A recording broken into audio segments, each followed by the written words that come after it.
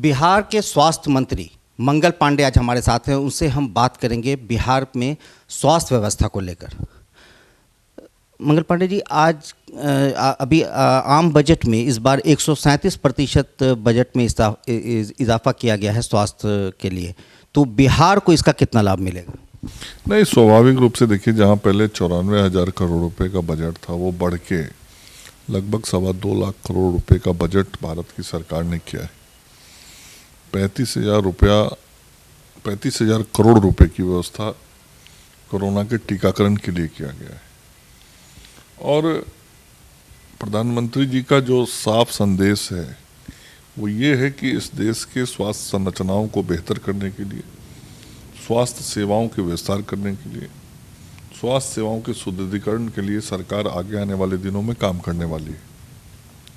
और उसका मुख्य उद्देश्य है कि देश के जो गरीब हैं, उन गरीबों के पॉकेट से जो पैसे उनके इलाज के लिए लगते हैं, वो पैसे उनके इलाज के लिए ना लगें बल्कि उनके घर के विकास के लिए लगें और उनके इलाज कराने का काम सरकार करे।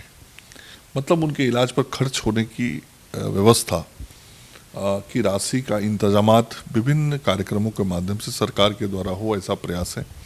और इसी के तहत जो प्रधानमंत्री जन आरोग्य योजना, PM-जय योजना है, आयुष्मान भारत योजना है, उसका भी लाभ लोगों को मिलता है। इससे इतर जाके सुदूर गांव में हेल्थ एंड वेलनेस सेंटर जैसे केंद्रों को बना के सुदूर गांव में भी स्वास्थ्य सुविधाओं को पहुंचाना, ये प्रधानमंत्री जी का लक्ष्य है। और कोविड के कारण जो कठिनाइयाँ, परेशानियाँ आई, उसको ध्यान में रखते हुए देश को भविष्य के लिए तैयार करना स्वास्थ्य सेवा के क्षेत्र में, तो ये सब कई महत्वपूर्ण और बड़े दूरगामी सोच के साथ स्वास्थ्य सेवा के बजट को इतना बड़ा किया गया है। और इसका लाभ निश्चित रूप से देश की जनता को मिलेगा। देश की जनता को मिलेगा मतलब बिहार की जनता को मिलेगा। यदि अस्पतालों का विस्तार होगा, अस्पतालों के अंदर हेल्थ एंड वेलनेस सेंटर बनेंगे, गाँव में व्यवस्थाओं को बेहतर किया जाएगा, NHM की तरफ से और ज़्यादा सहयोग मिलेगा, तो उसका लाभ राज्य को मिलना ही मिलना है। तो बिहार में जैसे कि WHO की एक गाइडलाइन है जिसमें कि लगभग 1000 व्यक्तियों पर एक डॉक्टर होना चाहिए, वहीं इंडियन मेडिकल एसोसिएशन में लगभग 1600 लोगों पर एक डॉक्टर है, जबकि बिहार में लगभग 28,000 लोगों पर सिर्फ एक डॉक्टर है। तो इसके क्षेत्र में नहीं, जो भी आप आंकड़ा रख रहे हैं, इस आंकड़े पे देश के किसी भी राज्य में चिकित्सक उपलब्ध नहीं है। और स्वाभाविक रूप से चिकित्सकों की कमी पूरे देश में, चिकित्सकों की कमी पूरे देश में क्यों है कि आज़ादी के बाद लगभग इतने वर्ष तक चिकित्सक ज़्यादा बने इस देश में, इसका ईमानदारी से प्रयास नहीं हुआ। मेडिकल कॉलेज ज़्यादा खुलेंगे तभी डॉक्टर्स बनेंगे, तो मेडिकल कॉलेज ज़्यादा से ज़्यादा खुलें, इस दिशा में केंद्र की सरकारें जो थी, उन सरकारों को जितना प्रयास पूर्व में करना चाहिए था। लंबे समय तक कांग्रेस पार्टी का राज रहा है, लगभग 50 साल तक इस देश के ऊपर में।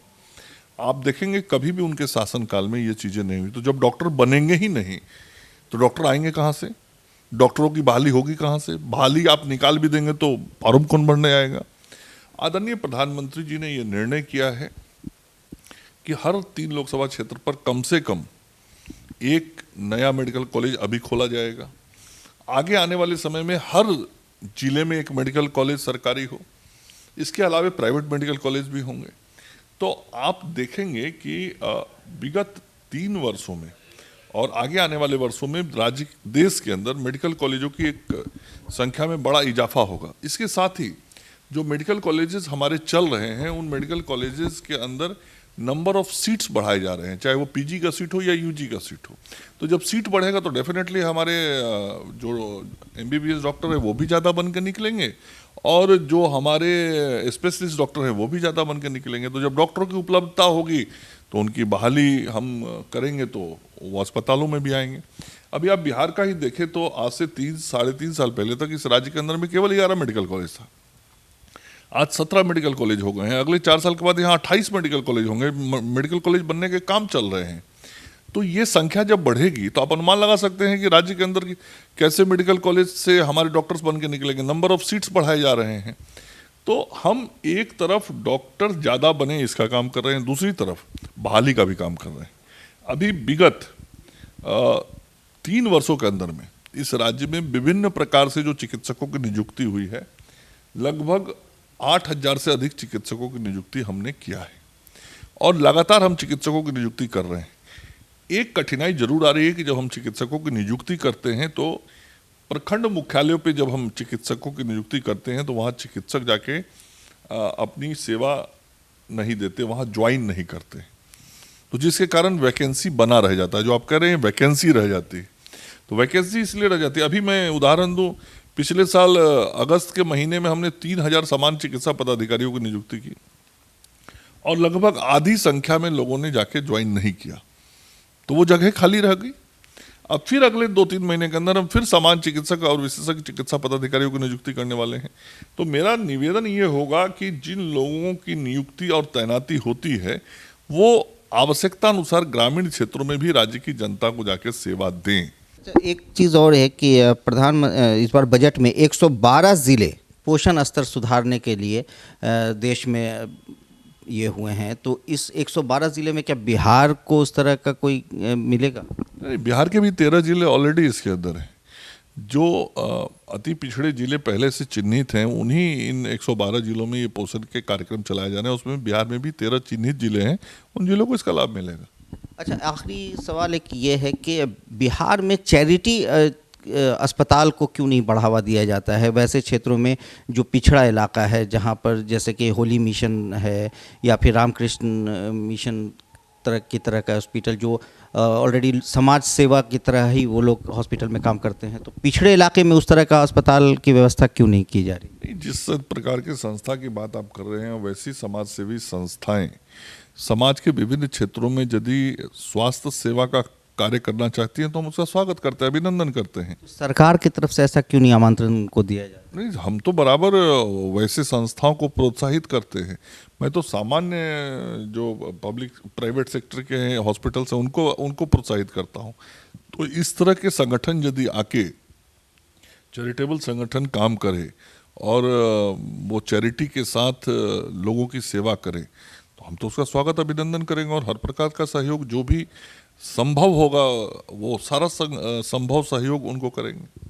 और एक आखिरी और अहम सवाल, जो अभी जमुई में जो मामला आया सामने कोरोना वैक्सीन जांच का मामला, उसमें जिस तरह की गड़बड़ी पाई गई, तो ये तो पूरे बिहार में भी ऐसा हो सकता है कि और भी कई ज़िले हों, तो इस पर क्यों नहीं एक जांच की तरह हर जगह इसको मॉनिटर किया जाए? जहाँ भी जानकारी मिलेगी वो कार्रवाई की जाएगी। लेकिन मैं एक बात कहना चाहता हूँ कि कोरोना के समय में जिन स्वास्थ्य कर्मियों ने अपने जीवन को जोखिम में डाल के लोगों की सेवा की है उसको भी हमको याद रखना चाहिए। वो समय याद कीजिए जब किसी से कोई नज़दीक जाना नहीं चाहता था, उस समय ये स्वास्थ्य सेवा कर्मी जाके लोगों की जांच करते थे और ईमानदारी से परिश्रम किया है, तभी आज राज्य के अंदर ये स्थिति बनी हुई है कि 99.18% रिकवरी रेट है। आज बिहार की स्थिति क्या है? पटना के एम्स जैसे अस्पताल में जहाँ पे कई सौ कोरोना के मरीज होते थे, आज वहाँ पे कुल मरीजों की संख्या 32-33 हो गई है। पीएमसीएच में 4 मरीज हैं तो एनएमसीएच में 2 मरीज हैं। ये स्थिति, मरीज नहीं है कहीं। मरीज क्यों नहीं है?